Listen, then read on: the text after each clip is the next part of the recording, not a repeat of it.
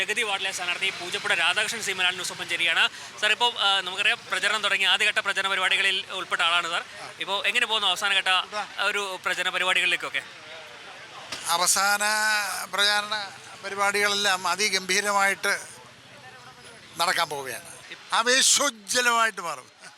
ഇപ്പം ഈ TV serial ആരാധകരൊക്കെ വോട്ടൊക്കെ നമുക്ക് മാറുമോ? TV സീരിയലുകാർ എന്തായിരുന്നാലും കുറേ മാറാതിരിക്കാൻ പറ്റൂലല്ലോ. അവരെന്നെ ഇഷ്ടപ്പെടുന്നതെങ്കിൽ എന്ന് ഇയാക്കിയിരിക്കട്ടെ എന്ന് പറഞ്ഞ് കൊടുക്കുന്ന ഒരവസ്ഥയായിരിക്കും വരണത്. ഇപ്പം ഇടതുമുന്നണിയുടെ വികസന പ്രവർത്തനങ്ങളാണ് നമ്മൾ ഏറ്റവും കൂടുതൽ പ്രചരണത്തിനായി മുന്നോട്ട് വെച്ചിട്ടുള്ളത്. BJP ഒക്കെ അതിനെ തടയിടാൻ പല കാരണങ്ങളും മുന്നോട്ട് വയ്ക്കുന്നുണ്ട്. അതിനൊക്കെ എങ്ങനെയാണ് ഈ അവസാന ഘട്ടത്തിൽ അത് തരണം ചെയ്യുന്നത്? BJPക്ക് അത് പറയാനുള്ള യാതൊരു അവകാശമില്ല. വികസന കാര്യങ്ങളൊക്കെ കേരളത്തിൽ നടത്തിയിട്ടുള്ള വികസന കാര്യങ്ങളൊക്കെ കേരള ഗവൺമെൻറ്, അതായത് ഇടതുപക്ഷ ഗവൺമെൻറ് നടത്തിയിട്ടുള്ളതാണ്. അത് കള്ളമല്ല, പ്രത്യക്ഷത്തിൽ നമുക്ക് വളരെ വ്യക്തമായിട്ട് കാണാമെന്നുള്ളതാണ്.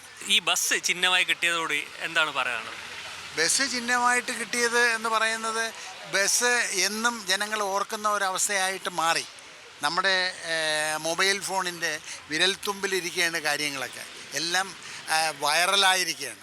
വൈറൽ ആകുന്നത് പോലെ മൊബൈലിലൂടെ വൈറലായി. അത്രമാത്രം കാര്യങ്ങളാണ് ഇതിൽ വന്നിരിക്കുന്നത്. തുടർഭരണം ഉണ്ടാവുക LDF-ന്? തീർച്ചയായിട്ടും ഉണ്ടാവും. അത് ഞാൻ 2021 ഈസ്റ്റ് പോർട്ട് 3 പ്രത്യക്ഷത്തിൽ കാണുന്ന മഹാഗണപതി, ശ്രീപത്മനാഭൻ, അതുപോലെ ആറ്റുകാൽ ദേവി അവരുടെയൊക്കെ മുമ്പിൽ വെച്ച് പറഞ്ഞിട്ടുള്ളതാണ്. അടുത്തതും ഇടതുപക്ഷം തന്നെയായിരിക്കും കേരളം ഭരിക്കുന്നതെന്ന്. എന്ന് വെച്ചാൽ ഇതൊരു കണ്ടിന്യൂറ്റി വരണം. ഒരു കണ്ടിന്യൂറ്റി വന്നാലേ ആ ഭരണത്തിൻ്റെ ബാക്കി കാര്യങ്ങളൊക്കെ ഇപ്പോൾ അത് തന്നെ ഇരിക്കുന്നു. ഇപ്പോൾ 1600 രൂപ നമ്മൾ പാവപ്പെട്ട അവർക്ക് പെൻഷൻ കൊടുത്തു. അതേപോലെ ഇപ്പം 1000 രൂപ വീതം കൊടുത്തു.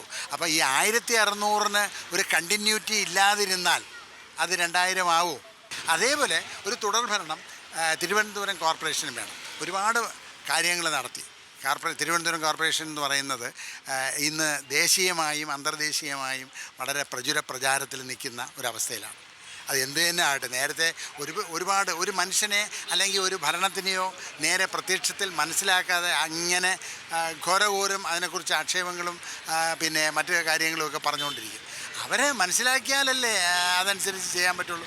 അത് മനസ്സിലാക്കിയപ്പോഴാണ് ദേശീയമായും അന്തർദേശീയമായും ഒക്കെ പല പുരസ്കാരങ്ങളും കിട്ടിയത്. അതിപ്പം വില കൊടുത്ത് വാങ്ങിച്ചുകൊണ്ട് വന്നു എന്നാണ് പറയുന്നത്. വലിയ ആരോപണമാണ് മേയർക്കെതിരെ പ്രതിപക്ഷ പാർട്ടി ഉയർത്തിക്കൊണ്ടിരിക്കുന്നത്. ആർക്കും ആരെക്കുറിച്ചും ആരോപണം ഉന്നയിക്കാമല്ലോ. എന്തായാലും ശക്തമായി തന്നെ ഇത്തവണയും ഇടതുമുന്നണി ഭരണം പിടിച്ചെടുക്കും. നഗരസഭ ശക്തമായിട്ട് തന്നെ ഇടതുമുന്നണി ഭരണം പിടിച്ചെടുക്കും. അതിന് മാറ്റമൊന്നുമില്ല. മാറണമെങ്കിൽ എന്തെങ്കിലും വേറെ വല്ല മറിമായങ്ങളും നടത്തിയിരിക്കണം, അത്രയേ ഉള്ളൂ. എന്തായാലും തുടർ ഭരണം ഇത്തവണയും ഉണ്ടാകുമെന്നാണ് ജഗതി വാർഡിലെ സ്ഥാനാർത്ഥി പൂജപ്പുഴ രാധാകൃഷ്ണൻ സി മലയാളം ന്യൂസുമായി പങ്കുവച്ചത്. ക്യാമറാമാൻ PV രഞ്ജിത്തിനൊപ്പം രജീഷ് നരിക്കുനി, സി മലയാളം ന്യൂസ്, തിരുവനന്തപുരം.